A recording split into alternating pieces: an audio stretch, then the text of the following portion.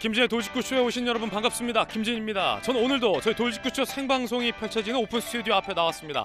김호수 총장이 민주당이 추진하는 소위 검수완박에 반대하는 의미로 항의를 하며 사표를 냈습니다. 오늘 출근할지 말지 아직 정해지지 않았다라고 합니다. 그리고 오늘 고검장들이 긴급 대책회의를 갖는다고 하죠. 윤석열 당선인도 검찰총장 시절 이 검수완박은 부패 완판이다라고 비판한 바 있습니다. 민주당은 법안을 강행하겠다라는 입장인데 어떻게 될까? 잠시 후에 이야기 나눠보겠습니다. 저는 비가 오나 눈이 오나 매일 아침 이곳에서 여러분을 기다리겠습니다. 김지의 돌직구쇼 지금 라이브로 시작합니다. 잠깐만요.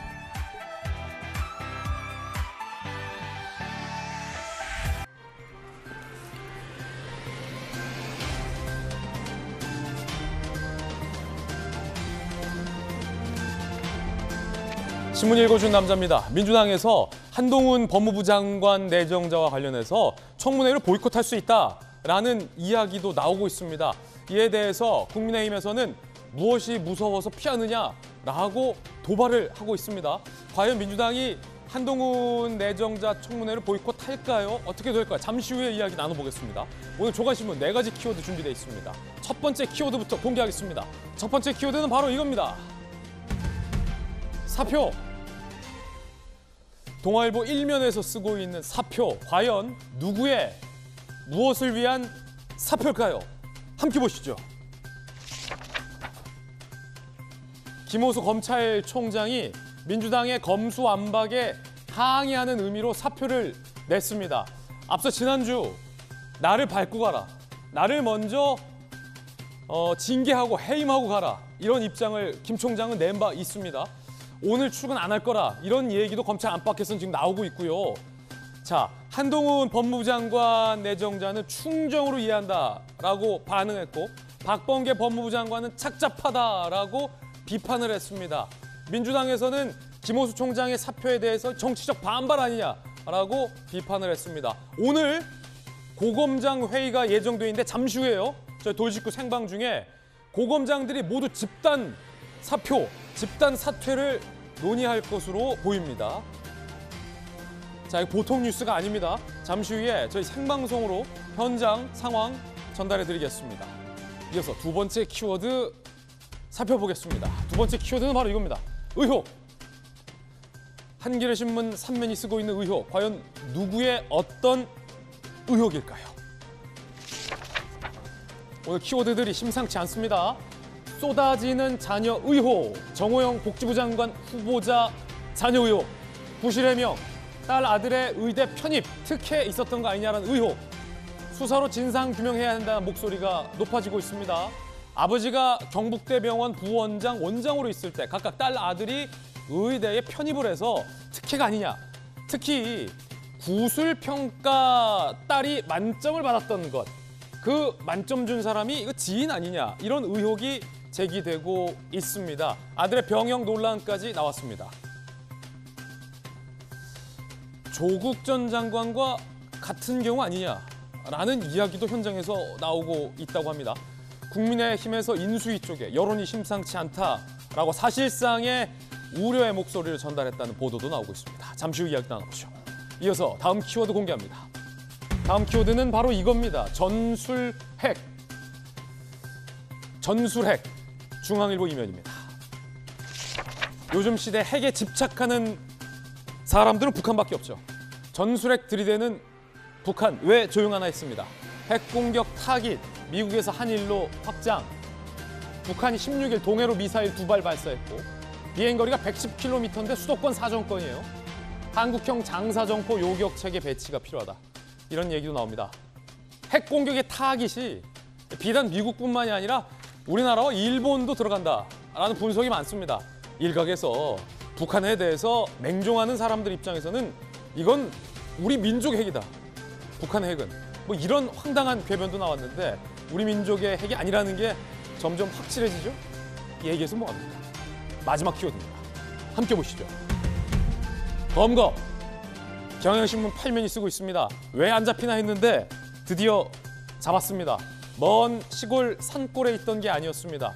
수도권에 있었습니다. 이은혜, 검거된 계곡살인 아내, 그리고 공범, 잠적 4개월, 조력자 있었나.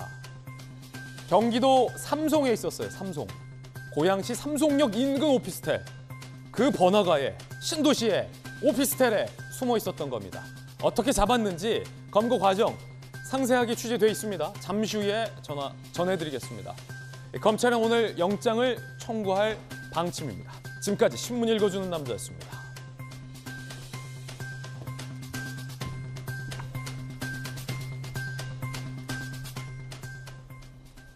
네, 월요일 아침입니다. 함께 하신 분들 소개해드리겠습니다. 기자 출신의 대학 교수, 한신대 김수경 교수, 윤석열 당선인의 복심 김병민 전 대변인 나오셨습니다. 부산에서 강한 민주당 재선 의원 전재수 의원, 법전 들고 나온 정혁진 대표 변호사 나오셨습니다. 어서 오세요. 잘 오셨습니다. 지금 최대 뇌관이 무엇일까? 총리 후보자일까? 보건복지부 장관일까? 검수완박일까? 아닙니다. 한동훈 법무부 내정자입니다. 민주당에서 청문회 자체를 보이콧할 수 있다는 얘기가 나오니까 국민의힘과 인수위에서는 무서워서 그렇지, 두려워서 그렇지 라는 얘기도 나오고 있습니다. 무엇이 진실일까요? 첫 번째 이야기 시작하겠습니다. 최대 뇌관 한동훈 그렇습니다.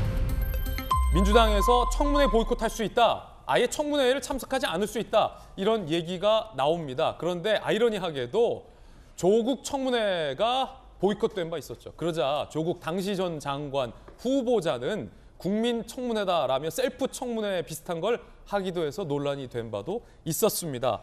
자, 민주당의 청문회 보이콧에 대해서 인수위 입장이 나왔는데 선택적 청문회다. 이게 상식적이냐라고 되물었다고 합니다. 들어보시죠. 당리당략적인 입장에서 선택적으로 어떤 청문회는 하고 하지 않겠다라고 거부하는 것 자체가 국민들께서 상식적으로 납득하실 수 있는 일인지, 다만 당선인과 저희 인수위가 거론할 문제가 아니라 국회에서 해결하실 문제다. 국회에서 거론할 문제다라고 하긴 했지만 당리당략, 선택적 청문회, 상식적이지 않은 등의 강한 비판 표현들이 배현진 대변인의 입에서 나왔습니다. 자, 한동훈 청문회를 거부하겠다라는 민주당, 국민의힘 쪽에서는 이런 얘기 나옵니다. 이준석 대표, 삶은 소머리가 웃겠다. 요거 북한이 문재인 대통령 조롱할 때 썼던 표현이죠. 삶은 소머리. 집단 린치 가하던 대상을 마주하면 부끄러운 본인들의 과거 행태가 드러날 테니 회피하는 거다. 민주당이 두려워서 그러는 거다. 이준석 대표는 이렇게 얘기했습니다. 국민의힘의 허은하 의원은요. 한동훈의 체급을 키워줄까 두려워졌나? 저희 당의 대권 후보 한 명 더 만들어주신다면 감사한 마음이다. 라고 윤석열 당선인에 빗대서 허은하 의원이 주장을 했습니다. 자, 그러자 민주당에서는 두려워서 그러는 게 아니다. 오만방자한 사람은 처음이다. 라고 비판을 했습니다. 이야기 들어보시죠. 암덩어리가 되기 전에 잘라내다. 한동훈 후보자는 후보자로 국회에다가 추천하는 것 자체가 적절치 않은 것 같아요. 인사청문회 자체를 거부해야 되는 거 아니냐는 검토를 지금 하고 있습니다. 그렇게 오만방자한 경우는 처음 봤어요. 야반 도주를 한다. 그런 얼토당토하는 그런 표현을 쓰고. 한동훈이 두려워서 청문회를 보이콧하는 거다. 아니다. 존재 자체가 문제가 많은 후보이기 때문이다. 정치권에서 대립하고 있습니다. 기자 출신의 김수경 교수님, 민주당에서 한동훈 청문회를 보이콧할 수 있다는 얘기가 공개적으로 나왔는데 이게 뭐 지금 국민의힘에서 얘기하는 것처럼 두려워서냐 아니냐 어떻게 보십니까? 그러니까 청문회를 보이콧하는 경우가 있었나요? 제 기억에는 그 장관 후보자를 청문회 자체를 보이콧한 경우는 없었던 것 같아요. 굉장히 이례적인 반응이라고 할 수가 있는데 지금 민주당에서는 한동훈 검사장을 법무부 장관에 앉힌 것 자체가 뭐 국민 선전포고다. 그렇기 때문에 굉장히 부적절해서 아예 지금 청문회를 보이콧하겠다는 입장인데요. 사실 좀 명분이 없죠. 어쨌든 청문회라는 것은 국회의 가장 중요한 그 임무 중에 하나죠. 국민을 대신해서 내각에 앉을 사람에게 얼마나 이 사람이 자질이 있는지 혹시 도덕적으로 문제가 있지는 않은지 국민을 대신해서 검증해야 되는 것이기 때문에 이거 자체를 보이콧한다는 것에 대한 명분이 저는 좀 부족하다고 생각이 듭니다. 그리고 그렇게 부적절한 어떤 인사였다면 아주 철저하게 준비를 해서 국민들이 다 보는 앞에서 얼마나 이것이 부적절한 인사였는지를 판판히 아주 조목조목 이제 되고 그래서 이제 낙마를 시켜야 되는 게 어떻게 보면은 뭐 민주당의 입장이겠죠. 실력 발휘를 하면 되는데 왜 보이콧을 하냐 이겁니까? 그렇죠. 그렇게까지도 부적절한 인사였다면 분명히 아마 실력 있는 민주당의 의원들이 한동훈 검사장의 어떤 부적절한 부분들을 조목조목 반박해서 낙마시킬 수 있을 겁니다. 그런데 아예 청문회를 보이콧하겠다는 것은 사실 국민들의 입장에서는 이 청문회가 궁금한 사람들이 얼마나 많은데요. 한동훈 검사장을 지지하는 사람이든 아니든 간에 이 어떻게 보면은 청문회가 굉장한 그 민주당과 어쨌든 보면 인수위가 이제 지명한 한동훈 검사장 사이에 어떤 굉장한 논쟁들이 붙을 거기 때문에 이걸 기다리는 사람들이 많단 말이죠. 그런데 이걸 아예 안 하겠다고 하니까 국회의원으로서의 국회 입법기관의 어떤 임무를 좀 저버린다는 생각이 들고 어쨌든 간에 지금 당장 국민의힘에서도 겁나는 거냐 실력 발휘할 수 있는 오히려 기회인데 왜 회피하느냐 이런 얘기가 나오기 때문에 그런 쓸데없는 의심을 받지 않기 위해서라도 이 청문회는 철저하게 준비해서 해야 된다고 봅니다. 예, 그렇군요. 여야 의견 바로 들어보겠습니다. 자, 김병민 전 대변인 나왔습니다. 당선인의 복심이잖아요. 한동훈 임명 논란은 사실 이 검수완박 논란과 맞물려 있습니다. 그렇죠. 뗄래야 뗄 수 없습니다. 한동훈 내정자 본인도 검수완박은 안 된다라고 강하게 비판한 바 있고 아니 지난 5년간 무엇을 했길래 두려워서 야반도주하냐 뭐 이런 강도 높은 표현을 하지 않았습니까? 네. 민주당에서 한동훈 보이콧할 수 있다라는 얘기를 하는 이유 뭐라고 보십니까? 저는 민주당이 지난날 법사위에서 겪었던 트라우마가 생각나서 그러는 것은 아닌가 이런 생각이 듭니다. 지난해 국정감사장에서 윤석열 검찰총장을 두고 그 이전에 검찰총장이 갖고 있는 인사권을 사실상 무력화시키듯이 많은 일들을 법무부 장관이 전횡을 저질렀습니다. 그리고 난 다음 윤석열 검찰총장 휘하에 있었던 많은 일들에 대해서 상당 부분 문제를 삼았고 그 당시 국정감사 속에서 윤석열 총장에 대한 그 법사위원들이 어떤 행동들을 보이는가가 초미의 관심사였죠. 결국 전 국민이 생중계되는 과정 속에서 많은 민주당의 법사위원들이 윤석열 당시 총장을 향해서 정치 공세성 발언들을 쏟아냈지만 그 윤석열 당선인의 그 당시 국정감사장에서의 여러 솔직하고 진솔했던 대응들을 지나고 나서 결국은 국민의 여론이 윤석열 당시 총장을 대통령 후보로까지 만들어내는 여론들을 몰아줬던 상황들이 기억이 날 겁니다. 한동훈 후보자에 대한 인사청문회가 진행되면 도덕성에 대한 검증 그리고 전문성을 바탕으로 하는 직무 역량에 대한 검증 두 가지로 나누게 될 텐데요.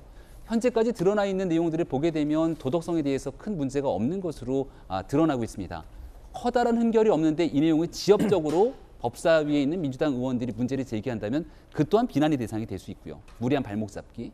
그리고 이제 직무 역량에 관한 검증으로 가게 되면 민주당이 검수완박이라고 주장하는 검찰의 수사권을 완전 박탈하게 되는 현재 상황을 둘러싸고 있는 법무부 장관 후보자의 인식과 그리고 민주당 국회의원들이 왜 이 법을 추진하고 있는지가 전면적으로 맞닥뜨려질 수밖에 없을 겁니다. 검수완박을 두고 정면 충돌할 수밖에 없다. 이 내용을 전 국민이 보는 앞에서 설득을 해내거나 한동훈 후보자를 대상으로 한 걸음씩 결국은 국민을 설득하는 과정들이 청문회에서 이루어질 텐데 결국은 그 자신감이 결여되기 때문에 청문회를 아예 보이콧하면서 회피하는 것 아니냐. 한동훈을 말로 못 이길 것 같다. 뭐 이런 말씀이세요? 논리적으로 검수완박을 설명해낼 재간이 없는 것 아니냐는 여론들이 상당하기 때문에 지금 자꾸 민주당이 로우키로 신속하게 이 내용들을 처리하려고 하지 대국민을 향한 설득의 과정들은 전혀 존재하지 않거든요.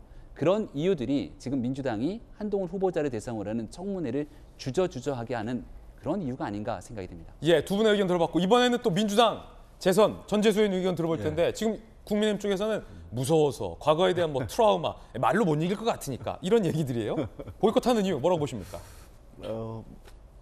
보통 정치권에서 이제 서로 비판하고 또 이제 비판하다 보면 과한 어떤 정치적 표현이라든지 뭐 거친 표현들이 늘 등장하곤 합니다. 뭐 두렵다거나 뭐 말로 못 이길 것 같아 뭐 그런 것은 전혀 아니고요. 일단은 대통령 선거가 끝이 났습니다. 그리고 5월 10일이 되면은 윤석열 행정부가 새롭게 출발을 하는데 예. 윤석열 당선자를 찍었던 국민들이든 또는 윤석열 당선자를 찍지 않았던 국민들이든 우리 국민들은 어떻든 새 행정부가 출범을 하면서 가장 바라는 것이 뭐냐면 대선 캠페인 과정에서 정말로 이 극단적인 갈등과 분열이 있었던 거 아닙니까? 그렇기 때문에 국민의 마음을 한 곳으로 모아달라. 갈라진 국민들의 마음을 한 곳으로 모아서 국민들의 지혜를 모아가지고 말하자면 우리가 직면하고 있는 위기를 좀 극복했으면 좋겠다. 그래서 국민들은 지지하든 지지하지 않든 간에 국민 통합을 원하고 있는 것이죠. 그런 측면에서 이제 윤석열 행정부의 첫 이제 내각 인선이었는데 그런 측면에서 좀 국민 통합에다가 방점을 찍은 그런 인사를 했다면 하는 아쉬움이 있는 겁니다. 한동훈 검사장 법무부 장관 후보 내정자 잘 아시겠지만 지금 여러 사람들하고 고소 고발 그다음에 소송 뭐 이래가지고 많이 이 정쟁의 중심에 서 있는 인물입니다. 그리고 윤석열 당선자의 가장 신복이죠. 그렇기 때문에 정쟁의 한가운데 계셨던 분을 굳이 첫 그 윤석열 행정부가 출발하는 첫 그 내각에 굳이 이게 집어넣어 가지고 정쟁을 유발하고 국민 통합을 하는 데 있어서 국회와의 협치라든지 이런 것들이 어떤 장애물로 작용하게 꼭 그래서야만 했는지 그런 이제 아쉬움이 있는 것이죠. 나중에 뭐 법무부 장관을 시키든 뭘 시키든 그럴 수는 있는데 어떻든 첫 출발하는데 뭔가 좀 국민 통합, 뭔가 좀 국회와의 어떤 협치, 뭐 국민들과의 소통 이런 측면에서 이런 측면들을 좀 생각을 했다면 굳이 한동훈 법무부 장관 내정자라는 신복을 할 필요까지 있었겠느냐 이런 것이고요. 그 다음에 인사청문회를 보이콧하겠다. 그럴 일은 없을 겁니다. 보이콧 안 한다? 예. 그럴 일은 없을 것이고 지금 민영배 의원이 좀 인터뷰를 했는데 저분이 인사청문회 TF 단장이거든요. 예. 아이디어 차원에서 아마 말씀을 하신 것 같고 보이콧 안 한다. 안 할 가능성이 많습니다. 그다음에 인사청문회 법이 있는데 그 인사청문회 법이 정한 절차와 과정에서 인사청문회 해야죠. 해서 적절한지 부적절한지 그리고 민주당이 발목 잡기만 하는 레슬링 선수가 아니고 국민의 상식적 눈높이에 따라서 검증할 거 검증하고 그리고 인사청문회법이 정한 절차와 과정에 따라서 청문 보고서를 채택을 하면 됩니다. 부적절하다, 적절하다 그렇게 해가지고 하는 것이지 인사청문회를 보이콧한다 그래서 당선자가 임명을 못하고 그런 것도 아닙니다. 그렇기 때문에 실익도 없기 때문에 저는 법이 정한 절차와 과정에 따라서 인사청문회를 해야 된다 이렇게 생각합니다. 참 흥미로운 말씀 주셨어요. 인사청문회 보이콧할 리는 없다. 민영배 의원은 어떤 아이디어 차원이다라는 얘기예요. 자, 지켜봐야 될 것 같습니다. 한동훈 법무부 장관 후보자가 지난 금요일이었나요? 출근길 이런 말을 했습니다. 검수완박. 결국 문제의 본질, 갈등의 근원, 검수완박입니다. 검수완박 관련해서 이런 표현을 했습니다. 들어보시죠. 검수완박 저지하겠다고 밝히셨는데 그 검수완박 입법이 시행되면 힘센 범죄자들은 사실상 제도적으로 죄 짓고도 처벌받지 않게 됩니다. 결국 이 법안이 통과되면 피해를 보는 것은 오직 힘없는 국민들 뿐입니다. 할 일을 제대로 하는 검찰을 두려워해야 할 것은 오직 범죄자뿐입니다. 이제는 지난 5년간 무슨 일이 있었길래 이렇게 명분 없는 야반 도주구까지 벌여야 되는지 국민들께서 많이 궁금해하실 거라고 생각합니다.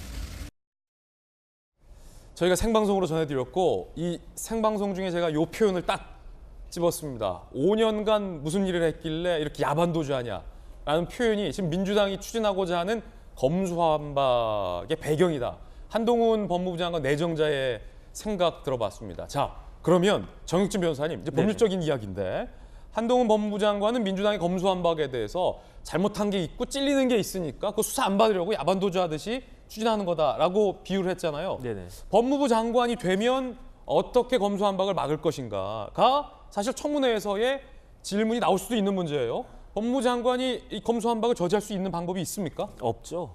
없습니까? 없죠. 어떻게 반박을 통과되면 합니까? 못 막아요? 제가 이거 검수완박 법 찾아가지고 한 예. 42페이지 되던데 가져왔거든요.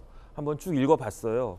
그런데 이제 정식 명칭은 형사소송법 일부 개정 법률 아니에요. 4월 15일 날 발의를 했고 발의자는 박홍근 의원, 찬성자는 여기 전재수 의원님 포함해가지고 모든 민주당 국회의원들 이것을 저지할 수 있는 방법은 제가 봤을 때 두 가지 정도밖에 없습니다. 예. 절차적으로 국회의장이 이거를 뭐 이렇게 늦추는 방법, 그 다음에 이제 실질적으로 검수완박 이 법을 막을 수 있는 방법은 대통령이 거부권을 행사하는 방법밖에 없어요. 그런데 이제 대통령이 조만간 이제 바뀌시니까 만약에 그 이전에 그 문재인 대통령이 퇴임하시기 이전에 이제 거부권을 행사하시면 막아질 수 있을 것이고 예. 윤석열 당선자가 대통령이 취임한 다음에까지 이게 그 상정이 되지 않거나 그랬으면 그러면 이제 대통령이 막을 수 있는 그 방법밖에 없고 일개 법무부 장관이 검수완박 법을 막을 수 있는 방법은 저는 없다라고 암만 생각해도 없고요. 왜냐하면 저도 이 법이 문제가 많다라고 생각을 하기 때문에 예. 어떻게 하면 막을 수 있을까 곰곰이 생각을 해봤는데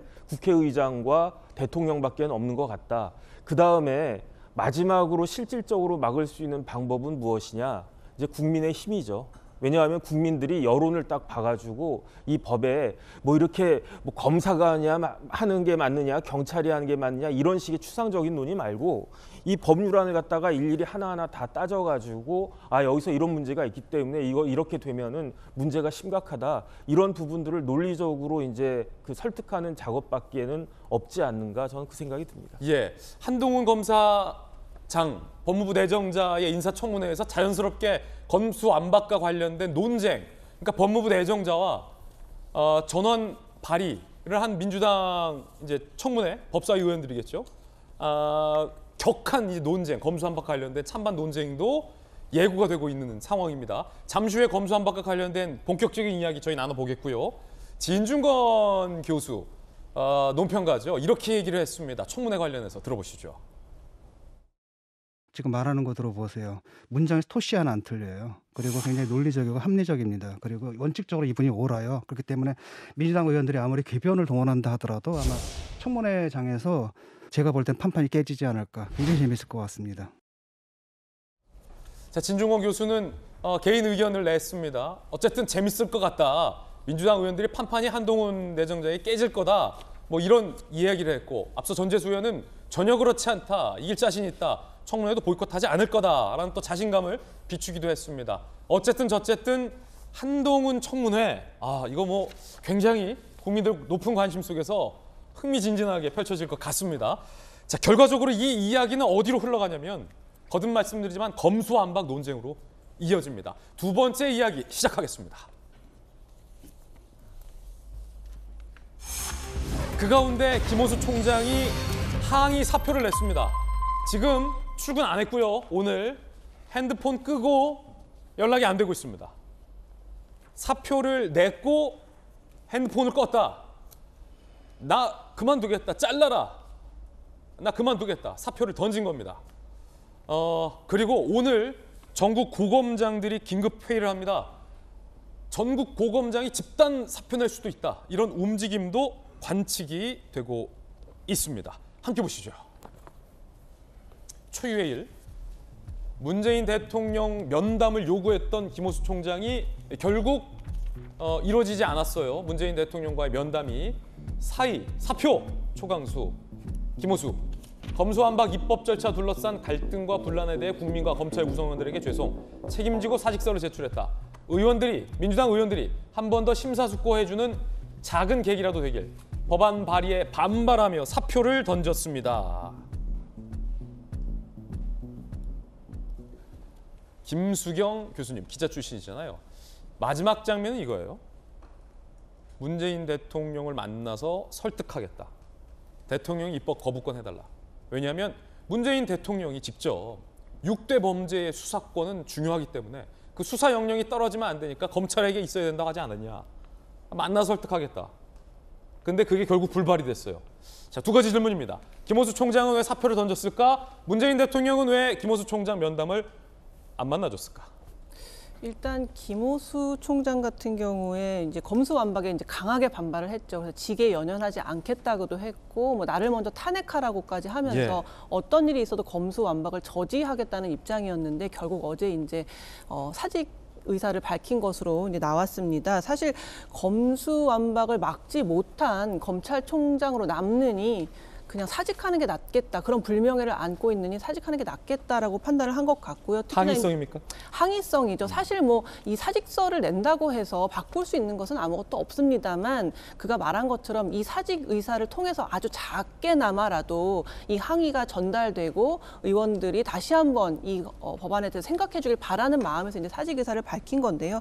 이제 청와대 이제 문재인 대통령을 면담해서 자기가 이 대통령 거부권을 설득하겠다라고까지 했지만 결국 만나지 않는 것으로 불발되면서 그마저도 이제 불가능해지면서 결국 마지막 카드 직을 던지는 것을 이제 행사한 것 같습니다. 국회의장도 안 만나주고 대통령도 안 만나주니까 검찰총장 할 수 있는 건 사표밖에 없다. 사실 그런 셈이죠. 그리고 지금 뭐 청와대에서도 입법부의 시간이라고 했으니까 사실상은 입법부에게 힘을 실어준 거잖아요. 청와대가 힘을 실어준 거기 때문에 가망이 없다라고 볼 수 있죠. 그래서 이제 직을 던진 건데 사실 김호수 총장은 총장에 앉을 때부터 친여 성향이라고 이야기됐었고 김호수 총장, 이성윤 중앙지검장 등등. 그렇죠. 그리고 뭐 사실 여권이 좀 불리한 수사를 하지 못하게 한다는 그런 편파성에도 항상 휘말렸거든요. 예를 들면은 뭐 성남 FC 후원금 같은 경우에 그 추가 조사를 해야 된다는 일선 검사에 대해서 그 요청을 반려하는 지시를 직접 내렸다는 정황까지 나올 만큼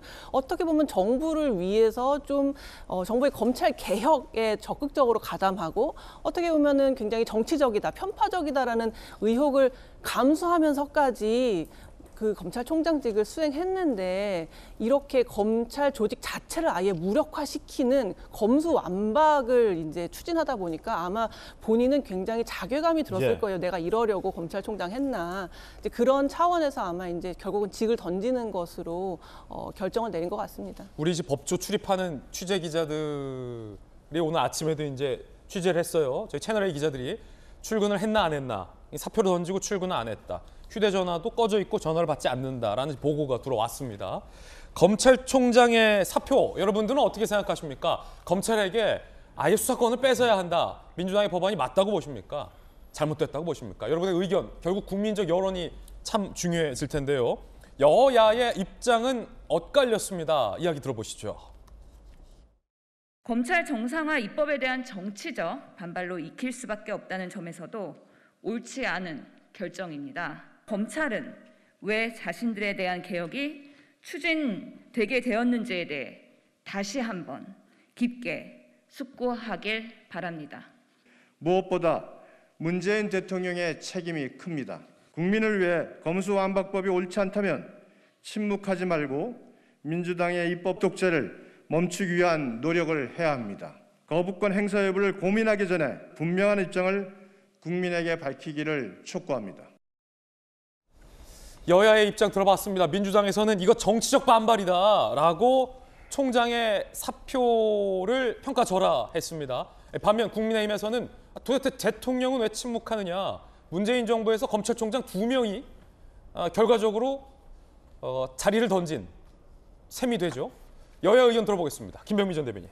네, 검찰총장의 임기가 2년입니다. 근데 임기 2년을 다 채우지 못하고 한 명의 검찰총장은 무리한 징계를 토대로 또 윤석열 당시 검찰총장이 직을 그만두게 됐던 계기를 생각해 보면 무리하게 추진하려고 했던 검수완박을 막기 위해서 검찰총장직을 그만둡니다. 그리고 지난 대통령 선거 기간 내내 민주당이 했던 얘기는 당시 검찰총장으로 재직할 때부터 정치의 뜻이 있었던 것 아니냐 이렇게 얘기를 합니다. 검수완박을 주장하니까 그런 일이 없다고까지 얘기를 했던 기억들이 생생하지 않습니까? 하지만 훗날 시간이 지나서 돌아오고 보니 이러한 검수완박, 검찰 수사권을 완전히 박탈하는 일을 무리하게 추진해냈죠. 김호수 총장 같은 경우는 앞서 김수경 교수님이 잘 설명해 줬지만 본인 입장에서도 현재 얼마나 참담함을 느낄까 이런 생각을 지우기가 어렵습니다. 저는 김호수 총장이 가지고 있는 나름대로의 충정에 대해서 조금 설명을 좀 하고 싶은데요. 어제 발표됐던 내용들 전문을 읽어보게 되니까 검경 수사권 조정을 통해서 이른바 검찰개혁이라고 얘기하고 있는 일들이 시행된 지 이제 한 1년이 조금 넘었습니다. 그러면 이 형사사법체계에 대한 조정이 이뤄지게 되는 엄청난 개혁까지 같은 경우는 한 10년 정도의 시간을 거쳐서 시행해보고 그 다음에 문제가 나오는 내용들을 바탕으로 차분하게 그 다음 단계 넘어가야 되는데 1년을 시행하자마자 문제가 있다고 검찰의 수사권을 완전히 뺏어버리게 되면 대한민국의 헌정사에 있는 형사사법체계는 완전히 무너질 수밖에 없는 것 아니겠습니까? 그 시점이 윤석열 당선인이 직무를 시작하기 이전에 통과하겠다는 거예요. 네, 왜냐하면 윤 대통령이 직무를 시작하면 거부권 행사에서 할 수가 없기 때문에 무리하게 한 20여일 정도 민주당이 가지고 있는 절대 의석을 바탕으로 일을 추진하겠다는 것 아닙니까?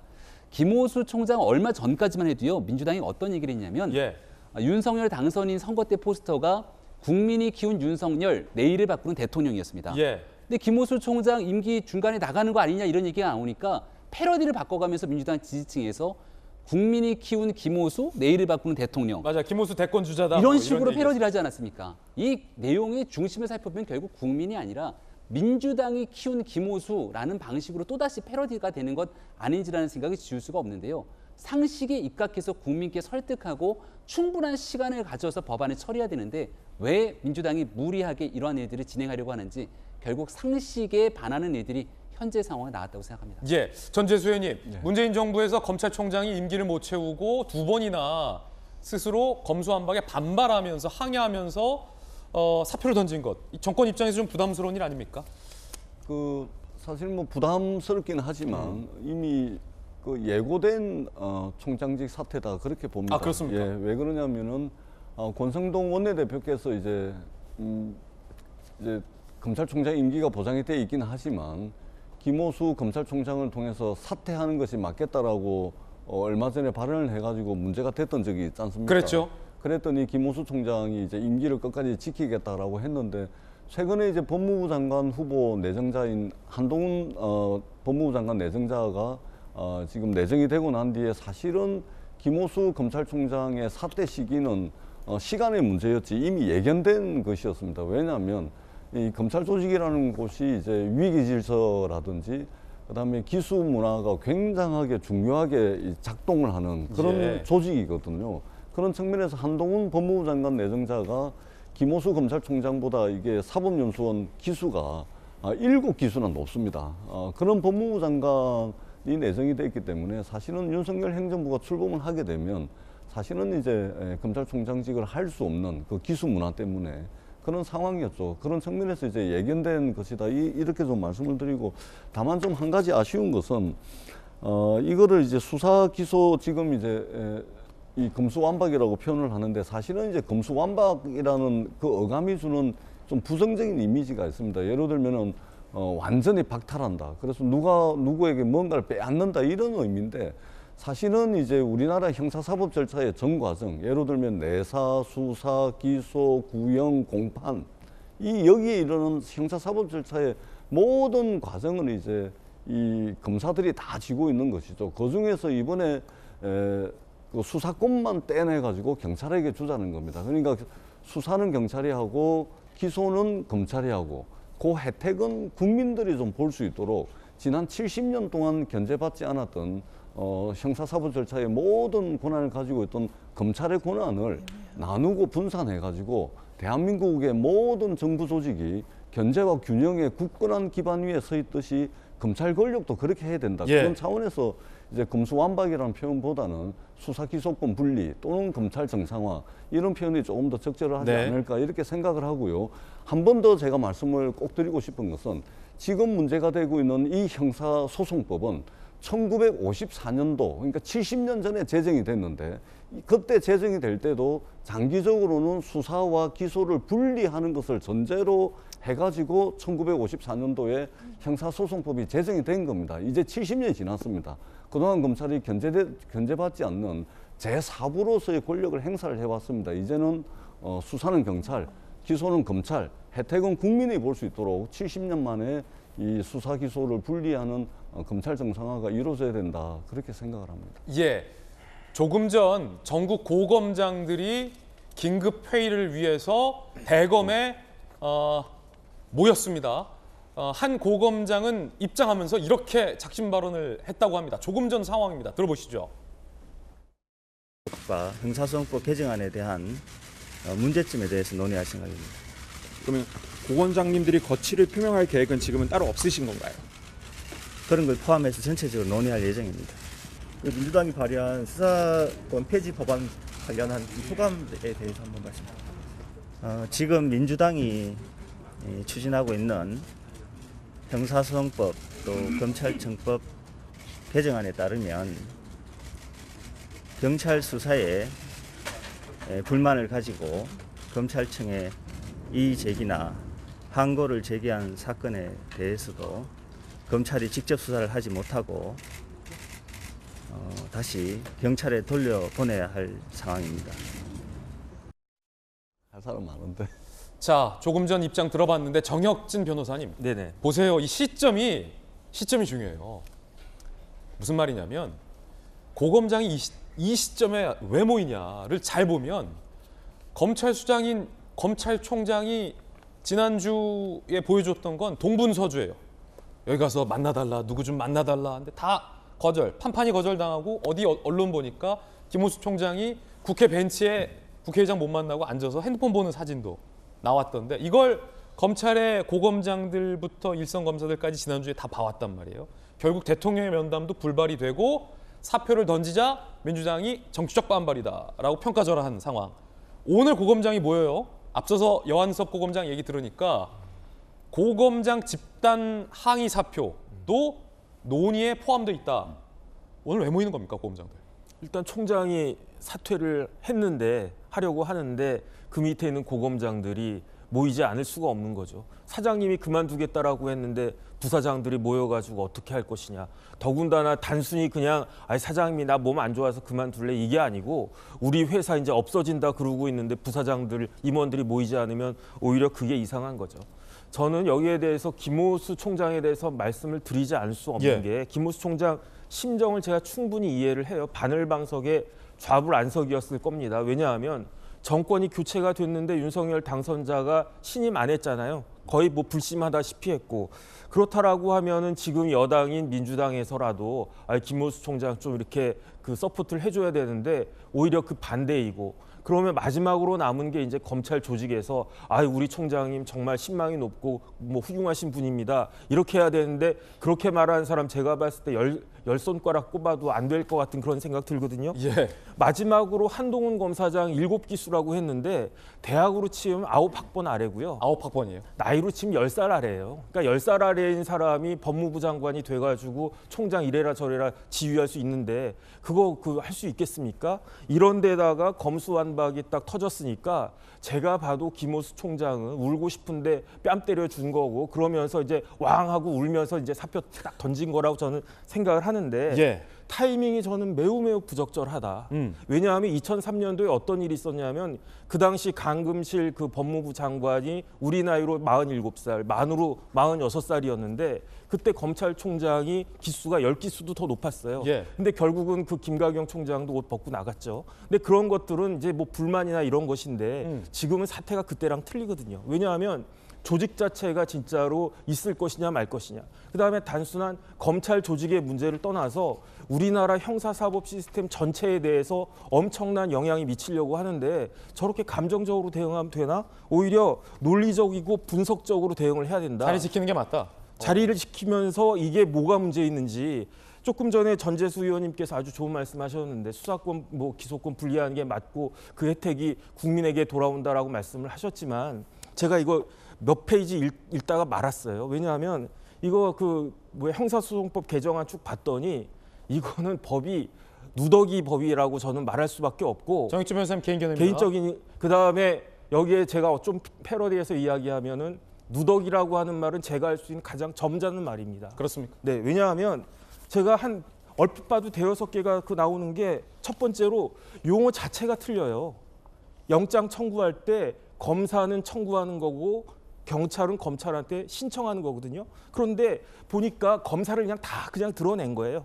형사소송법 기존 형사소송법에서 검사 또는 사법경찰관은 주어가 이렇게 되어 있는데 거기서 검사를 다 드러낸 거예요. 그러니까 사법경찰관이 영장을 청구한다 이런 식으로 말 자체가 안 되게 되어 있고 주술이 안 맞는다. 예, 안 맞아요. 그러니까 용어 자체가 쉽게 말하면 기자가 아주 간단한 맞춤법도 틀렸다 이렇게 생각할 수밖에 없고 두 번째는 영장 청구를 검사가 하도록 헌법 12조 3항에 되어 있지 않습니까? 그런데 어떻게 되어 있냐면요. 경찰이 신청하지 않으면 검사가 영장을 청구하지 못하도록 되어 있어요. 그렇게 된다면 무엇이냐? 실질적으로 영장 청구권이 경찰한테 넘어가는 게 되니까 이거 헌법 위반이고요. 그다음에 어떤 경우가 있냐면은 이제 검사가 이렇게 쭉 돌다가 사람이 경찰에 의해서 이렇게 그 불법적으로 구금되어 있는 걸 발견할 수 있단 말이에요. 지금 형사소송법은 그렇게 불법 구금된 경우에 경찰한테 풀어줘라 아니면 검찰한테 넘겨라 이렇게 할 수가 있게 됐는데 지금 이 규정을 어떻게 바꿨냐면 제가 꼼꼼히 봤더니 경찰에 의해서 위법하게 체포된 사람에 대해서 검찰이 발견하고 이걸 경찰한테 석방을 요구해도 그 사람을 불법 구금된 사람을 석방할 것인지 여부에 대해서 경찰이 결정하도록 되어 있단 말이에요. 그러니까 이건 논리적으로 말이 안 되고 거기에다 이제 추가적으로 몇 가지만 더 말씀드리면 차차 뭐 하나씩 더 듣도록 하겠습니다. 하나만 더 말씀을 드릴게요. 공정거래법에 이제 공정거래법 위반 사건이 엄청난 경제 사건 아니겠습니까? 그러면은 공정거래위원장이 검찰에다가 그 수사기관에다 고발하도록 되어 있어요. 그런데 누구한테 고발하도록 되어 있느냐? 검찰총장한테 고발하도록 되어 있거든요. 그런데 검찰총장이 수사권이 있는데 그런 고발을 받은들 무엇을 하겠습니까?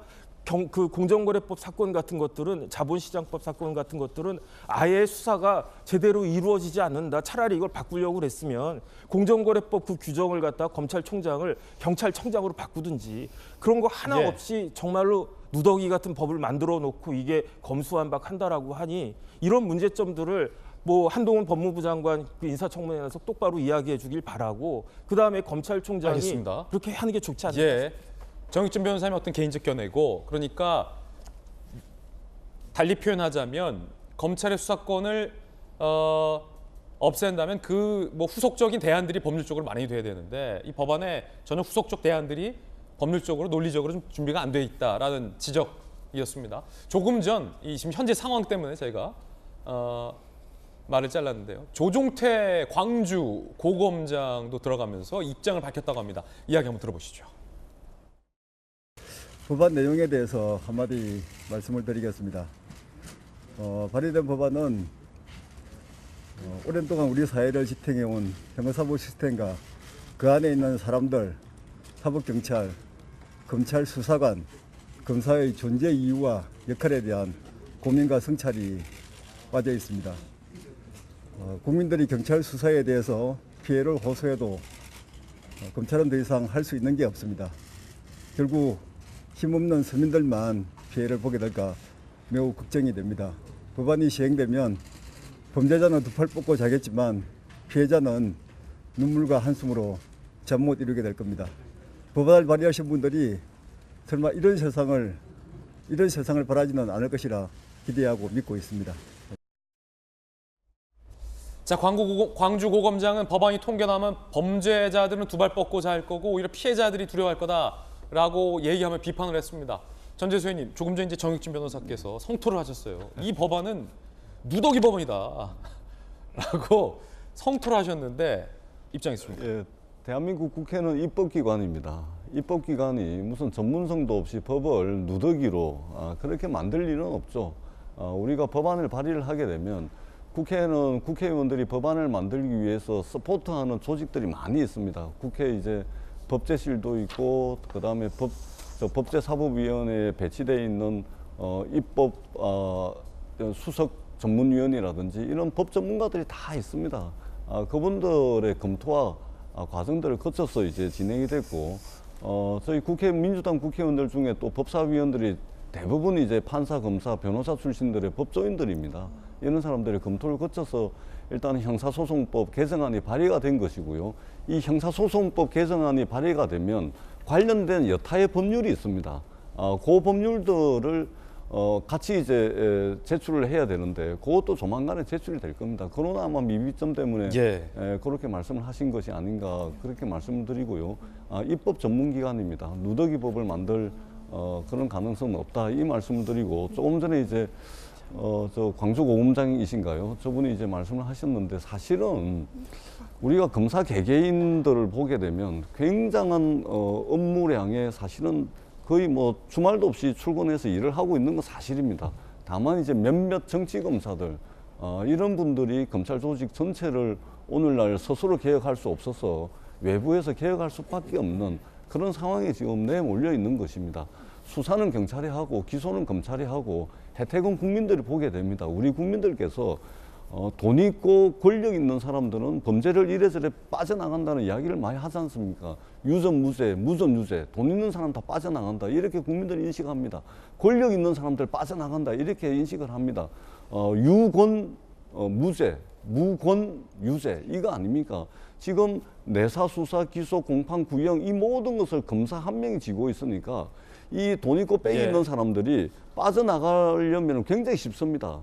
이 다지고 있는 이 사람만 어떻게 특수관계 있는 사람들 변호사 수임해가지고 돈 많이 줘가지고 그렇게 빠져나갑니다. 근데 수사와 기소를 분리를 해놓게 되면 수사기관과 기소기관이 틀리기 때문에 이 돈 있고 빽 있는 사람이 이 양쪽에다 다 신경을 써야 되는 겁니다. 그러니까 빠져나갈 수 있는 가능성이 적어지는 것이죠. 그렇기 때문에 국민들의 혜택을 보는 겁니다. 지난 70년 동안 견제받지 않았습니다. 이제는 나누고 분산해서 다시 말씀드리지만 서로가 서로를 다른 기관들이 견제와 균형할 수 있도록 이렇게 하는 것이 저는 지난 70년간의 과정을 거쳐서 우리가 이제는 좀 결과물을 내야 될 때다 이렇게 생각을 합니다. 오늘 다양한 이견들 뜨겁게 전해드리고 있습니다. 잠시 후에 여론조사도 한 대목 준비했습니다. 과연 국민들은 이 민주당의 검수완박에 대해서 어떤 입장을 갖고 있을지 잠시 후에 전해드리겠습니다. 김호수 총장이 사표를 던졌습니다. 앞서 윤석열 당선인이 검찰총장 때 사표 던질 때는 문재인 대통령이 1시간 만에 사표를 수리한 바 있습니다. 김호수 총장의 사표는 지금 청와대가 문재인 대통령이 어떻게 할까요? 지난 15일 검수완박에 대해서 지금은 국회의 시간이다라며 문 대통령 입장 표명하지 않았습니다. 김호수 총장이 만나자고 해도 거부했습니다.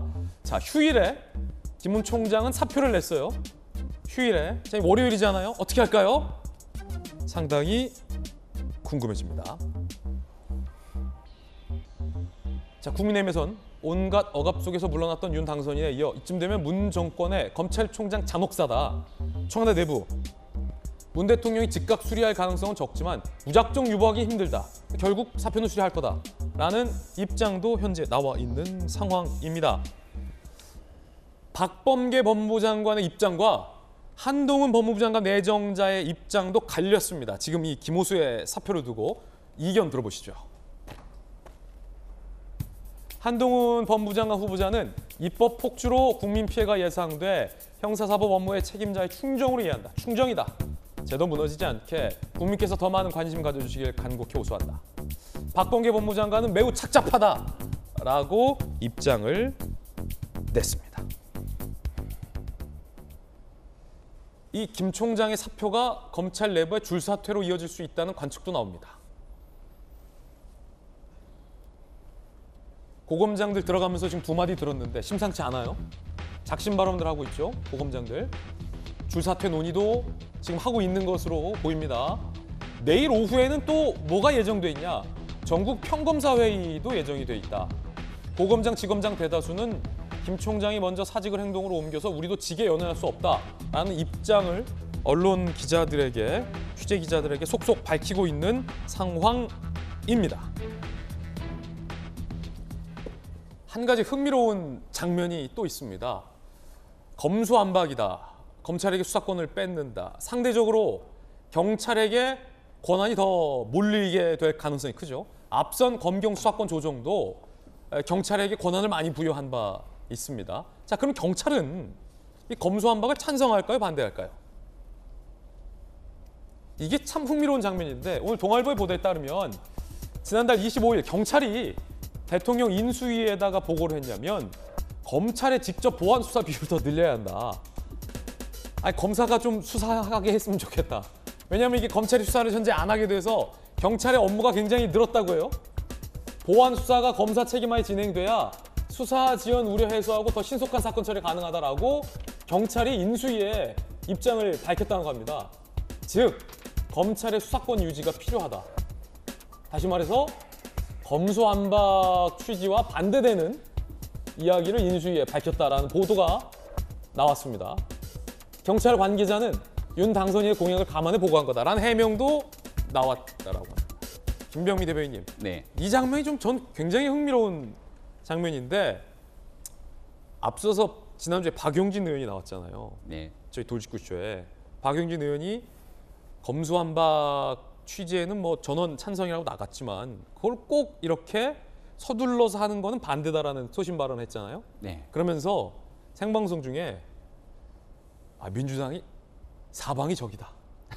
이런 말을 했어요. 사면초가다. 참여연대, 민변, 인수위, 국민의힘 할 거 없이 이제는 경찰까지 이렇게 보고했다. 이거 사실입니까?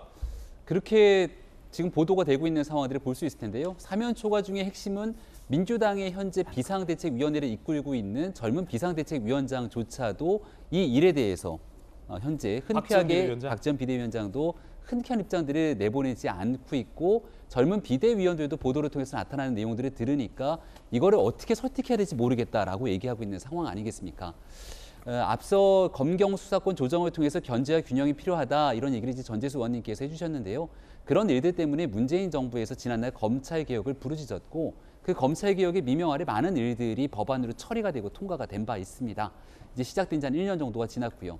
이상만으로 놓고 보게 된다면 민주당이 정말 잘된 법이라고 초창기에 강행처리 통과시켰던 고위공직자 범죄수사처가 제 기능을 발휘하고 고위공직자의 아주 잘못된 범죄들을 낱낱이 수사해서 국민 앞에 밝혀내게 된다면 그러한 이상들이 참 맞아떨어질 수도 있겠죠. 공수처. 하지만 오늘날 우리가 보고 있는 공수처의 모습이 어떻습니까?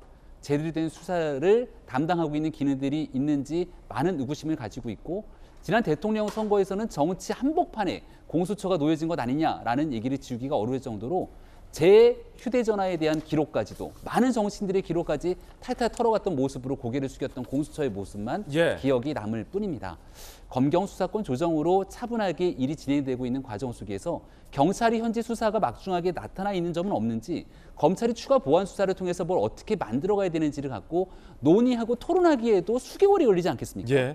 근데 남은 20일 기간 동안 묻지마 강행 처리해서 끝내겠다라고 얘기를 하고 있으니 도대체 누구를 위한 검수완박을 왜 이토록 무리해서 추진하는 그 뒤에 저희 숨은 의도가 있는 것 아니야? 라고 의심하는 건 매우 당연한 일 아닙니까? 이제는 민주당과 그리고 문재인 대통령도 플랜 B가 필요할 시점이 아닌가 생각합니다. 자, 이건 묻지마다, 묻지마 강행이다라는 비판입니다. 여론조사 한 대목 들어보겠습니다. 함께 보시죠. 국민들은 어떻게 생각할까요?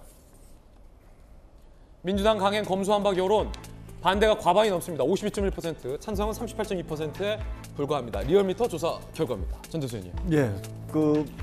저게 지금 여론조사 질문 항목이 어떠냐에 따라서 여론조사 결과가 지금 다르게 나오고 있습니다. 그러니까 좀 박탈하고 무슨 뺏는 이런 이미지의 검수완박 이렇게 여론조사로 물어보면 반대하는 의견이 더 많습니다. 그런데 다른 여론조사를 보게 되면 검찰의 수사권 기소권을 분리해야 되느냐 이렇게 묻는다거나 아니면은 검찰 정상화로 묻는다거나 이렇게 여론조사 항목이 들어가게 되면 저 결과와 또 반대로 바뀝니다.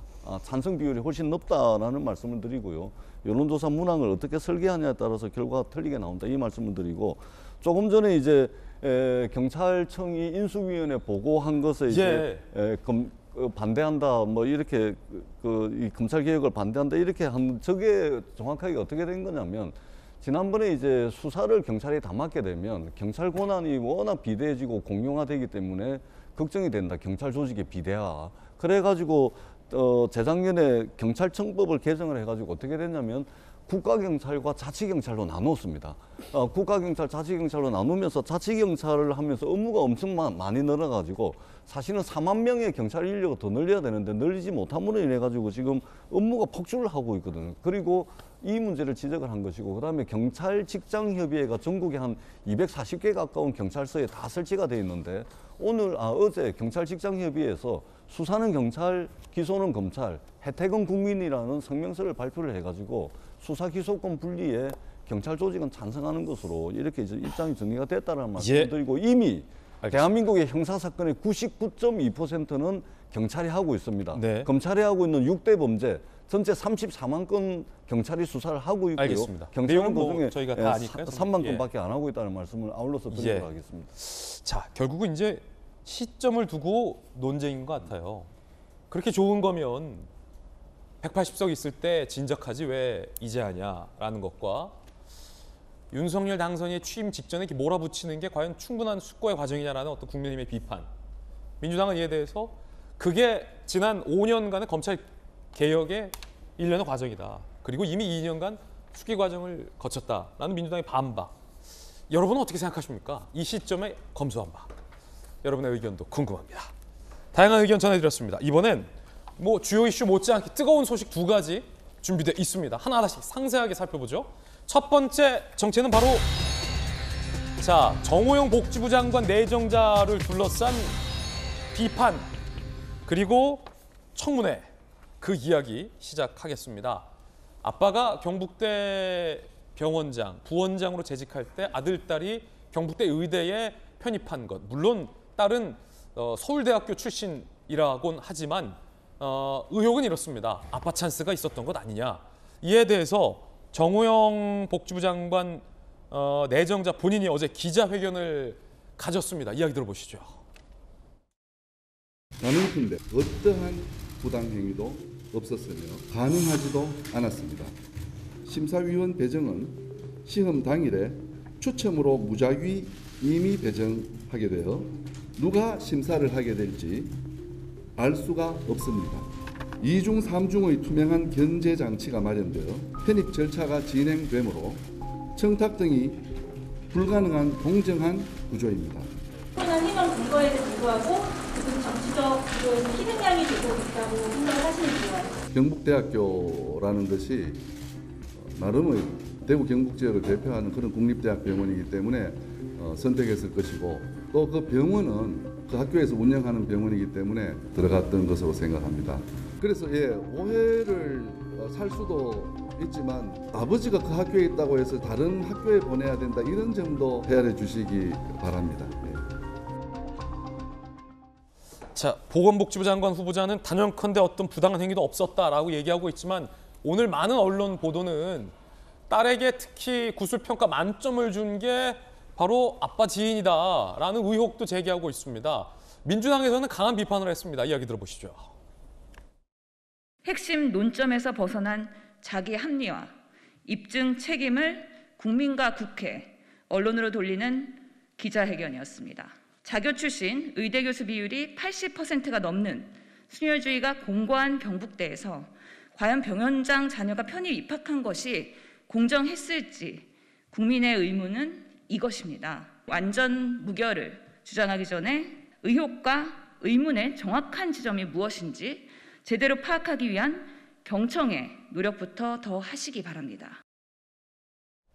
네, 그럼 의혹의 본질이 뭐냐? 뭐가 의혹이냐? 뭐가 아빠 찬스냐 아니냐? 이걸 살펴봐야겠죠? 함께 보시죠. 의대 편입의 아빠 지인이 심사위원이다. 딸 구술평가가 있었는데 딸이 구술평가에서 이제 만점을 몇 명에게 받았습니다. 그런데 만점 준 그 면접위원 3명 중 2명이 정호영 내정자 논문의 공저자다. 같이 논문 쓴 분들인데 아빠 지인이죠. 3명 중 2명이 만점 줬다. 1명은 또 경북대 의대 동문이다. 그러니까 3명이 다 만점 준 자라는 3명이 공교롭게 다 아는 사람이다라는 의혹이에요. 아들 구술평가위원 중 1명도 논문 공저자다. 근데 다른 고사실에서도 만점 나왔다라고 해명을 했습니다. 아들이 편입 떨어진 다음에 지역인재 전형으로 합격했다라는 거죠. 근데 그 특별 전형은 교육부 방침이다라는 해명이 나왔습니다. 아들이 학부 시절에 논문을 2편 등재했다. 요 대목에서 사실상 이게 조국 판박이 아니냐 뭐 이런 얘기가 있었습니다. 지도 교수와 친분 없고 야간 주말을 활용해서 학부생이 저기에 이제 논문을 2편 등재한 거다. 근데 사실 저거 굉장히 힘든 거예요. 학부생이 학회에 논문을 등재한다는 건 매우 힘든 일입니다. 이건 뭐 박사 학위를 받은 사람들도 힘든 거예요. 2급 현역 판정 아들이 5년 뒤 4급 보충형으로 변경된 것도 의사 3명이 진단했다라고 해명을 했습니다. 자, 이거는 법률가의 날카로운 시선이 먼저 궁금합니다. 정혁진 변호사님, 네네. 자연스럽게 세간에서는 아니 이게 조국 때랑 뭐가 다르냐 뭐 이런 얘기도 나오나 봐요. 그 비슷해요. 아, 비슷해요? 왜냐하면 부모가 교수였잖아요. 예. 조국, 정경심 다 교수님이었고 그다음에 정호영 이제 후보자도 교수인데 뭐 교수면 좋은데 뭐가 문제냐면은 부모가 있는 학교로부터 아주 유리한 자료 같은 것들을 많이 받았어요. 그 조민 씨 같은 경우에는 서울대 공익법센터에서 받았고 그다음 동양대 표창장도 있었는데 보니까 정호영 그 후보자 관련해 가지고 경북대병원에서 뭐 이것저것 많이 받았죠. 예. 요즘 의대는요 저희 때랑은 틀려요. 진짜로 거의 뭐 만점 맞는 사람들만 가고 그러고 난 다음에 뭐 서울대, 뭐 카이스트, 포스코 이렇게 가는 그 차이가 어마어마하게 나는데 제가 이제 일을 쭉 해보니까 의사가 좋더라고요. 좋습니까? 할 게 굉장히 많고 예. 보람도 있고 그래서 요즘 2020년대에는 모든 사람들이 되고 싶어하는 그 의대를 누구나 하는 의대를 그런데 변호사님도 직업 참 좋습니다. 요즘은 이제 뭐 검수완박 때문에 어떨지 모르겠어요. 그런데 지금 어떻게 생각을 하냐면 조국 사태 때 국민들이 트라우마가 있어요. 생겼어요. 어떤 트라우마가 생겼냐면 야 저런 특권층들은 아무리 입 바른 소리를 해도 아버지가 서울대 교수고 그러면은 의전원을 저렇게 쉽게 가는구나. 우리 애들은 삼수 사수에도 못 가는데 저렇게 쉽게 가는구나. 똑같지 않습니까? 아버지가 경북대 병원장이면 경북대 의대 정도는 남매가 그냥 차례차례로 그냥 숭풍숭풍 들어가는구나. 거기에다가 병역 비리까지 있으니까 병역 비리는 아니지만 병역과 관련해서 군대를 안 갔으니까 이런 것들이 국민들의 그 감정에 부합할 수가 있겠는가. 지금 조국과 그 정호영이 같다라고 보지는 않는데 예. 분명히 차이점은 있죠. 하지만 비슷하잖아요. 저는 지금 어떤 생각이 드냐면 지난 5년 동안 우리 국민들은 굉장히 상한 음식을 먹어왔다라는 생각이 들어요. 예. 그러니까 다 상하지는 않았겠지만 그러니까 이런저런 그 음식을 딱 먹어봤는데 아우 뭐 맛이 왜 이래 이렇게 좀 그다음에 배탈도 나고 그런데 상한 음식을 먹었기 때문에 지금 신선한 음식을 꼭 먹고 싶다는 생각들을 많은 사람들이 하는데 과연 정호영 후보자가 거기에 부합하는 그러한 사람인가? 이게 뭐 검사 출신이시고 대통령이 그러니까 이게 뭐 법적으로 이게 뭐 구성 요건에 맞냐 틀리냐 그렇게 따질 문제가 아니고 국민들의 예. 마음을 달래줄 그런 문제가 아닌가 싶습니다. 그러니까 이게 과연 진짜 법률적으로 뭐 위법이냐 아니냐를 꼼꼼히 따지고 말고 할 게 아니라 이런 아빠 찬스라는 의혹이 불거질 법한 인사 카드 자체가 신선하지 않다. 일단은 정익준 변호사님의 어떤 그런 개인적 의견이었습니다. 인수위 당선인 대변인의 논평도 논란입니다. 들어보시죠. 지금 조민 씨 이야기를 많이 비교하시지 않습니까? 명확한 학력의 위조, 위변조 사건은 이제 국민 앞에 확인이 된 사안들인데 과연 그에 준하는 범법 행위가 있었는지는 상당히 중요한 문제입니다. 국민들 상식에 맞지 않는 위법적인 행위가 있었는지도 지금까지 해명한 바로는 전혀 없기 때문에 사례가 다르다라고 저희는 판단을 하고 있고요. 자, 결과적으로 위법이 아니면 괜찮다라는 건데 이게 어디서 많이 들어봤던 논리입니다. 윤석열 당선인의 입장도 나왔다고 합니다. 함께 보시죠. 부정의 팩트가 확실히 있어야 하지 않냐라는 당선인의 커멘트인데 이것도 어디서 많이 들어봤던 것 같습니다. 문재인 대통령이 조국 사태 당시 명백한 위법 행위가 확인 안 됐는데 의혹만으로 임명하지 않는다면 나쁜 선례가 될 것이다 라고 말한 바 있죠. 국민의힘에서는 조국 사태를 잊어서 안 된다. 국민의힘은 민주당과 달라야 한다라는 뭐 소신 발언도 나왔다고 합니다. 물론 자 이건 정호영 내정자 개인의 명예와도 관련이 돼 있는 문제이기 때문에 신중해야 합니다. 조국 장관의 딸 같은 경우는 대법원에서도 상당수 유죄로 인정됐기 때문에 확실한 위법 사실이지만 정호영 장관 내정자의 아들, 딸 문제는 위법 여부는 따져봐야 할 문제이긴 합니다. 자, 그런데 그와 같이 과연 아빠 찬스가 있었던 건 아니냐라는 국민들의 의문 제기 또한 나름 합리적인 의문 제기라고 생각이 됩니다. 김수경 교수님, 지금 배현진 대변인의 얘기도 그렇고 당선인의 얘기도 그렇고 어디서 많이 들어봤던 얘기예요. 어떻게 보세요? 사실 이거는 법적인 문제보다는 정치적인 문제 같아요. 그러니까 법적으로 그래서 지금 실제 위법 행위가 있었다, 뭐 위변조 같은 것들이 있었다라고 확정 판결을 받지 않는 한 임명할 수 있다라는 식으로 만약에 대응을 한다면 사실 과거의 조국 사태랑 뭐가 다르겠습니까? 사실 뭐 정호영 후보자 입장에서는 뭐 억울한 부분이 있을 수도 있겠죠. 그리고 본인의 명예뿐만 아니라 본인의 모교와 병원의 어떤 그 명예와도 관련되어 있기 때문에 쉽게 사퇴하지 않고 있는 것 같아요. 하지만 지금 이 정권이 어떻게 출범되었는지를 생각해 보면 결국 그 조국 사태가 만들어낸 이 공정성에 대한 그 화두, 얼마나 우리의 그 상류층들이 이렇게 공정하지 못하게 자신의 자녀들의 대학 입시를 관여했었고 그럼에도 불구하고 항상 입으로는 공정을 외쳤던 그 위선 때문에 사람들이 분노했고 결국 그것이 정권 교체로까지 이어지지 않았습니까? 그래서 출범한 정부가 지금 윤석열 정부가 되는 셈인데 비슷한 사례도 사실은 안 치면 안 되죠. 그러니까 예. 비슷한 의혹도 나오지 않는 사람을 충분히 찾을 수 있을 겁니다. 굳이 이렇게 유사한 사례의 후보자를 지명함으로써 출범도 하기 전에 이렇게 부담을 안을 필요가 뭐가 있겠느냐. 윤석열 정부가 그동안 계속해서 외쳐왔던 공정이라는 것이 국민들에게 훨씬 더 납득 가능하고 훨씬 더 많은 영향력을 미치려면 이쯤에서 정호영 후보자가 억울한 부분이 있다 할지라도 정치적으로 물러서는 것이 여러모로 도리에 맞다라는 생각이 듭니다. 물러나게 해야 된다. 라는 김수영 교수님의 의견 들어봤습니다. 이게 그러다 보니까 이런 건지 아니면 원래 그런 건지는 잘 모르겠는데 조 전 장관의 목소리도 점점 커지고 있는 것 같습니다. 이렇게 얘기했어요. 내 딸과 아들이 차례차례 서울 법대 편입했는데 이런 일이 있었다. 윤석열 검찰은 어떻게 했을까? 부정의 팩트가 확실히 있어야 한다라고 했을까? 교육부 조사로 족하다 했을까? 라고 조 전 장관이 목소리를 높였습니다. 나한테 했던 거 대로 해라. 결국 40년 지기 2년이라 이런 것 아니냐라는 의혹마저 나왔습니다. 국민의힘 내부 검증 동의서 제출 다음 날 보건복지부 장관으로 지명한 장면을 두고 아니 겨우 하루 검증한 거냐 라는 얘기가 중앙일보에서 나왔어요. 인수위 내부 친구라서 제대로 검증 안 한 거 아니냐. 장지원 비서실장 박근혜 문재인 정부 때 이미 검증했고 그 자료도 우리가 받았다라고 반박을 하긴 했습니다. 김병기 대변인. 예. 당선인이랑 친해가지고 혹시 검증 뭐 딱 대충 하고 뭐 그런 거 아니냐라는 의혹인데 국내힘에서 인수위에게 전달했다면서요. 네. 이거 안 된다. 국민 우려가 높다. 아마 여러 경로를 통해서 국민이 현재 어떻게 판단하고 있는지를 충분히 경청하고 있을 거라고 생각합니다. 앞서 이제 배현진 대변인이 부정의 팩트에 대한 이 당선인의 말을 얘기를 한 것 같은데요.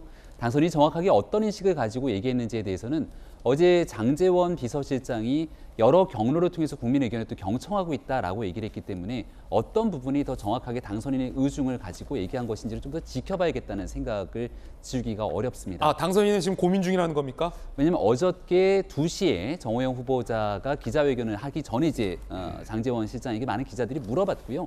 그 당시에 장제원 실장도 일단 후보자의 해명들을 지켜봐야 되고 그와 동시에 많은 국민들의 의견들을 여러 경로를 통해서 경청하고 있다고 얘기를 한 바가 있습니다. 어제 이제 기자회견했고 오늘 저희 돌직구소가 네. 이제 언론에 첫 반응했군요. 이런 국민들이 어떻게 어제 이제 2시에 일단 후보자가 가장 제기되고 있는 두 가지 큰 의혹은 입시에 대한 혹시 부정이 있는 것 아니냐.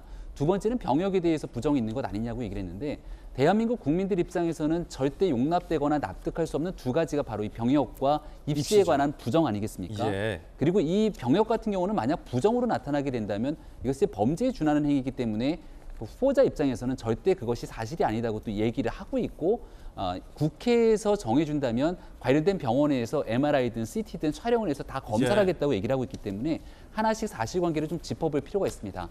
다만 적어도 지금 제기되고 있는 입시에 관한 문제만큼은 저는 5글자 국민 눈높이에 철저하게 맞춰서 진행이 돼야 된다고 생각을 하고 있고요. 어저께 내놨던 후보자의 해명은 여러 가지 성적이라든지 그리고 실제 입시 과정에서 시스템상 누군가 개입할 수 없는 얘기들을 논리적으로 설명을 했지만 어제 설명만 가지고서 충분하게 많은 국민들께 납득할 만한 현재 상황이 진행됐는가라고 보기에는 다소 어려움이 있지 않는가 싶습니다. 하지만 이제 청문회 과정이 아직 남아있는 상태 속에서 청문회를 통해 있는 그대로의 해명이 필요하게 될 것인지 등에 대한 얘기들까지도 많은 의견들을 다 청취하고 있을 거라고 생각하고요. 다만 이제 조국 전 장관이 조금 전에 또 이 내용에 대해서 글을 쓰고 하는데 조 전 장관의 얘기대로 가게 된다면 정호영 후보자가 가지고 제기되고 있는 여러 의혹에도 불구하고 대통령이 임명에 다 강행하고 한 35일 정도 되는 기간 동안에 낙마하고 결국 드러난 많은 의혹에도 불구하고 끝끝내 마지막 순간까지도 전혀 국민들 앞에 무엇이 잘못인지 뉘우치지 않게 됐던 조국 전 장관의 모습이 다시 한번 수면 위로 올라와서 그렇게 민주당과 조국 전 장관에도 도움이 되는 일은 아니라고 보고요. 지났던 일들 때문에 우리 국민들이 지켜보는 검증의 눈높이가 훨씬 올라갔다고 생각합니다. 여기에 맞춰서 나머지 있는 기간 차분하게 국민의 의견을 경청하는 시간이 좀 진행되지 않을까 싶습니다. 자, 김병민 대변인 나름 소신 발언했어요.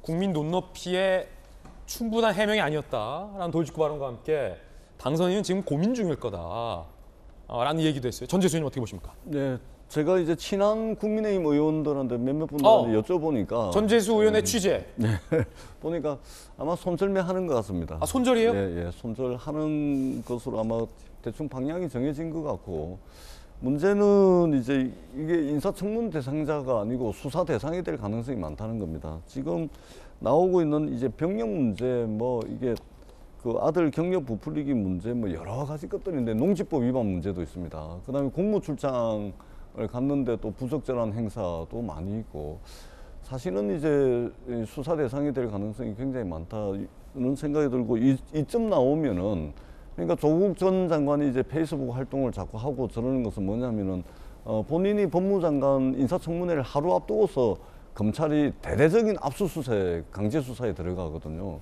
근데 지금 이분이 이제 윤석열 당선자의 40년 친구인데 이 부분에 대해서는 수사기관에 아무런 반응이 없습니다. 그런 측면에서 이제 조국 전 장관이 저런 문제 제기를 하고 있지 않나 그렇게 보여지고, 아마 국민의힘과 인수위 당선자들께서 조만간에 아마 입장을 정리하실 것으로 그렇게 보여집니다. 예. 그러니까 이제 손절각이다, 수사 대상이 될 수 있다는 건 전재수 의원님의 개인적 의견이라는 말씀 다시 한번 드리겠습니다. 앞서 검수완박과 관련된 여론조사, 전재수 의원님이 다른 조사 결과도 있다라고 말씀하셔서 저희들이 곧 찾아보고서 저희 홈페이지에 게재하도록 하겠습니다. 함께 보실 수 있게. 자, 이번엔 두 번째 뜨거운 소식 살펴보시죠. 왜 안 잡히나 했는데 잡았습니다. 남편을 살해했다라는 혐의를 받고 있는 이은혜와 공범이 검거됐습니다. 의외로 가까운 곳에 있었어요. 경기도 고양이었어요. 오피스텔 삼송. 검거 뒤의 장면 살펴보시죠.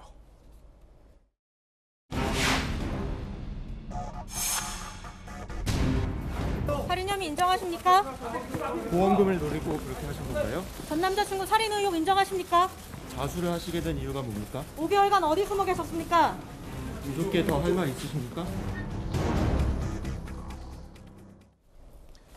전격 체포됐고 경기도 고양 삼송 그 신축 뉴타운에 오피스텔에 숨어 있었다는 겁니다. 이거 어떻게 잡은 걸까요? 야, 고양에 있을 줄 몰랐어요. 스타필드 뒤거든요, 저희가. 이은혜 조연수. 잠적 4개월 만, 공개 수배 17일 만에. 경찰은 검거 3, 4일 전 저 오피스텔 은신처는 확인했지만 동호수를 몰랐다고 합니다. 특정을 못했다고 해요. 오피스텔에 지인치고 아버지를 설득했다. 왜냐? 아버지랑 이은혜가 연락하는 걸 경찰이 알고 있었다는 겁니다. 검거 전 죽고 싶다. 자수 의사를 밝혀왔다라는 내용도 나옵니다. 자수할 테니 경찰관과 오피스텔 15층으로 오라라는 의사를 밝혔다고 합니다. 두 사람이 스스로 문 열고 나왔다. 체포 당시 오피스텔 내부 보면 생수 4상자 쌓여 있었고 집기류가 거의 없이 정돈이 안 된 상태. 현재 이은혜는 진술 회피, 수사에 비협조, 불성실한 모습. 오늘 구속영장 청구할 방침입니다. 자수 의사를 뒤늦게 밝혔다고 하지만 대범하게 공개 수배 중 여행도 다녔다. 뭐 이런 의혹도 나옵니다. 공개 수배 4일 뒤 지인들과 경기 외곽 1박 2일 여행. 허허, 1박 2일.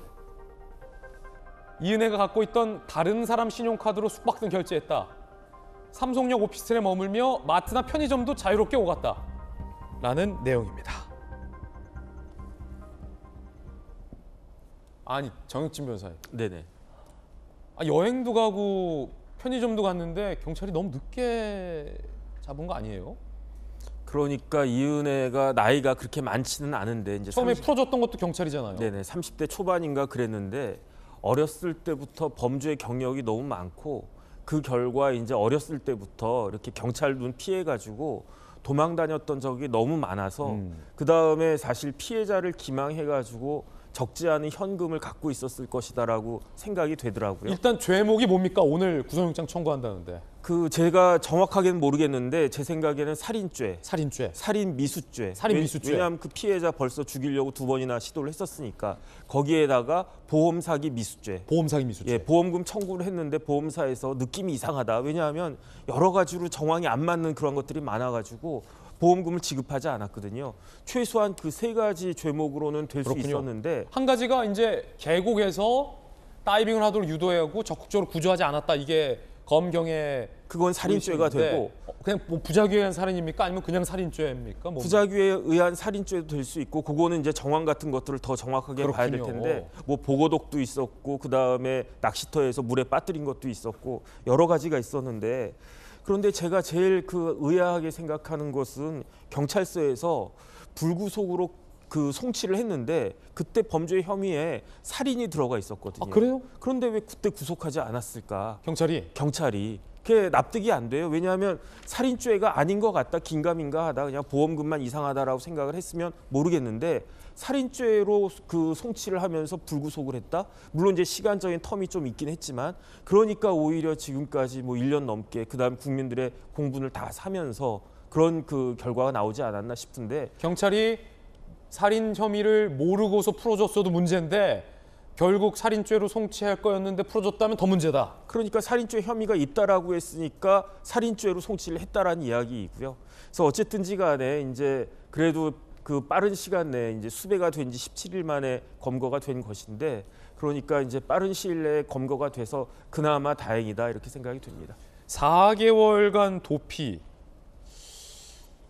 조력자가 있었던 거 아니냐라는 의심도 나옵니다. 함께 보시죠. 도피 전에 상당한 현금. 삼성역 오피스텔 제3자 명의로 월세 100만 원. 월세 100이면 이거 고가거든요. 도주 전 구입한 대포폰. 치밀합니다. 지인들과 텔레그램으로 연락. 검찰은 조력자 등 신원 확인 곧 소환할 방침입니다. 김수현 교수님. 그러니까 이게 보통이 아니에요. 그러니까 제3자의 명의로 오피스텔을 얻고 현금을 쓰고 대포폰까지 쓰고 이건 일반인이 할 수 있는 수준이 아니에요. 그렇죠. 보통 범죄자가 도주를 하면 생존 반응이라고 해서 뭐 핸드폰을 사용했다거나 신용카드를 사용했다거나 이런 식으로 어디서든 그 사람의 흔적이 남게 마련인데 이 모든 과정을 다 타인의 명의로 했기 때문에 그동안 경찰이 수사를 하는데 굉장히 어려움을 겪었던 것이고 17일 동안이나 이제 성공적으로 도주를 할 수 있었던 것 같습니다. 그리고 특히나 요즘 뭐 코로나 시국이기 때문에 마스크 쓰고 모자 쓰면 지금 화면에서도 보셨지만 거의 이제 신원을 알 수가 없어서 그런 부분들이 어려웠던 것 같고요. 그러다 보니까 점점 그 행위가 대담해져서 지인들하고 여행까지 갔다 오고 이제 그런 정황들을 경찰이 포착하고서 그 지인들을 이제 조사하면서 이 오피스텔에 이제 머무르는 걸 알게 됐다고 해요. 그래서 이제 아버지를 통해서 자수를 설득해서 지금 자수에 이르게 된 것인데 그렇다고 해서 지금 뭐 조사에 성실히 임하고 있느냐 그런 건 아니죠. 지금 뭐 묵비권을 행사하고 있는 것 같고 또 조현수 씨는 지금 뭐 범죄를 부인하고 있다고 합니다. 그래서 어쨌든 간에 그래도 빨리 잡혀서 다행이라는 생각이 들고요. 좀 하루빨리라도 좀 성실하게 수사에 임해서 좀 모든 것들이 명명하게 밝혀져야 되겠습니다. 자, 오늘 영장이 이제 받아들여질지 여부도 좀 주목됩니다. 이번엔 저희가 준비한 다음 이야기입니다. 지방선거가 얼마 남지 않았는데 앞서 보셨던 무수히 많은 이슈 때문에 지방선거가 조금 묻히는 측면도 있습니다만 경기는 뜨겁습니다. 그래서 준비했습니다. 자, 저희들이 준비한 다음 이야기 시작하겠습니다. 주제, 대구, 홍이냐 친박이냐 관심사 아니고 서울 경기 뜨겁습니다. 최신 여론조사 결과 제가 직접 대형 미디어홀에 나가서 짚어드립니다. 함께 이동하시죠. 자, 저희 돌직구쇼에서 최신 여론조사 동향을 대형 미디어홀을 통해서 여러분들은 거실에서 저의 브리핑을 보시면 됩니다. 먼저 서울시장 여론조사 결과입니다. 민주당 후보 적합도 조사 결과 나와서 짚어드리겠습니다. 함께 보시죠. 이낙연 전 총리, 이낙연 전 대표, 이낙연 전 대선 후보가 22.4%가 여론 응답이 나왔습니다. 사실 민주당 내부에서 박지원 비대위원장이 송영길로는 안 된다, 딴 사람 찾아야 된다, 연일 그런 입장 나오고 민주당 내부에서 이낙연 출마설이 나왔었는데 22.4예요. 그리고 송영길 대표가 20.3, 박빙. 그 뒤로 뭐 박영선 9, 정세균 5.8, 박지원 5.7의 여론도 있습니다. 자, 그러면 서울시장 여야 후보들 양자 가상 대결 결과는 어떨까요? 함께 보시죠. 송영길 대 오세훈의 대진표. 송영길 37.1, 오세훈 50.8. 과반이 넘게 오 시장이 유리합니다. 이낙연 대 오세훈. 이낙연 35.0, 오세훈 49.2. 오세훈 시장이 과반에 가깝게 유리합니다. 어떤 후보가 나오더라도 민주당에서 오세훈 후보가 유리하다라는 여론조사 연일 나오고 있습니다. 자, 그렇다면 뜨거운 경기로 가보겠습니다. 경기도지사 후보 적합도입니다. 김은혜 후보가 29.9가 나왔고요. 민주당의 김동연 후보가 22.8이 나왔습니다. 유승민 후보는 다소 떨어진 17.8, 17.4, 염태영 10.9, 강용석 5.8 무소속에 이렇게 여론 지형이 나오고 있습니다. 경기도가 상당히 뜨거운데 김은혜 후보의 약진이 상당히 좀 두드러진 여론조사 결과라고 볼 수 있겠습니다.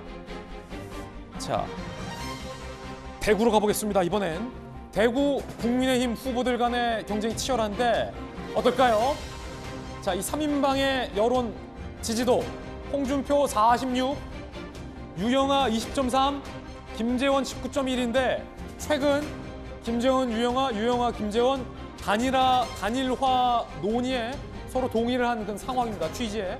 자, 그렇다면 두 사람의 지지도를 합치면 홍준표 후보와 엇비슷할 수도 있는데 대구시장 선거가 묘하게 홍준표 대 친박 둘 중에 누가 단일화가 되든 그런 구도도 형성이 됐습니다. 김병민 대변인님, 네. 일단 단일화 회동을 한다고 해요. 그러면 네. 김재원 후보도 박근혜 대통령 때 수석을 했으니까 홍준표 대 친박 뭐 약간 이런 구도 되지 않겠어요?